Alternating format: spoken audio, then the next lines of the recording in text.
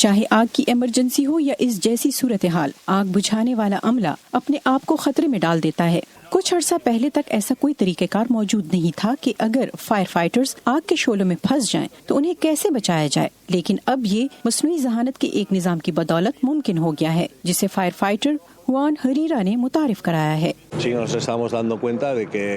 ہم نے دیکھا اور اس بارے میں زیادہ دھیان دیا کہ ہم زہریلے عناصر کے ساتھ نمٹ رہے ہیں جنہیں شناخت کرنے کی ضرورت ہے۔ دوسرے لفظوں میں ہمیں یہ سمجھنے کی ضرورت ہے کہ دھوئیں اور کاربن مونوکسائیڈ کا پتہ لگانے سے ہمارے ساتھ کیا ہوتا ہے۔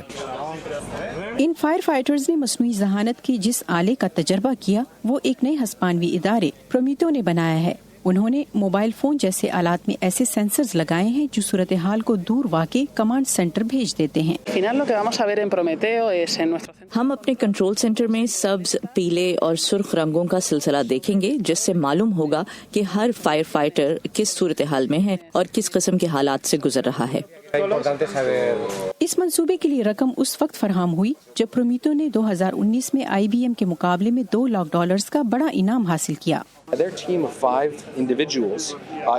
ان کی 5 افراد پر مشتمل ٹیم میں نہ صرف ایک فائر فائٹر شامل تھا جو جنگل کی آگ اور ضروری ساز و سامان کے بارے میں جانتا تھا، بلکہ ایک نرس بھی تھی جو اسپین میں فائر فائٹرز کو درپیش جنگل کے آگ کے مسئلے کو سمجھتی تھی۔ ان کے علاوہ IT کے 3 ماہرین شامل تھے، لہٰذا وہ یہ سمجھنے میں کامیاب رہے کہ اصل مسئلہ کیا ہے اور ٹیکنالوجی کے ذریعے اسے کیسے حل کیا جا سکتا ہے جو حقیقت میں تبدیلی لے آئے۔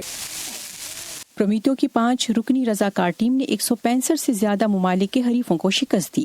یہ اس لیے ممکن ہوا کہ انہوں نے آگ سے مقابلہ کرنے والوں کو محفوظ بنانے کے لیے جدید ٹیکنالوجی کا سہارا لینے کا سوچا۔ آراش عرب اسادی کی رپورٹ کے ساتھ نیلوفر مغل، وائس آف امریکہ۔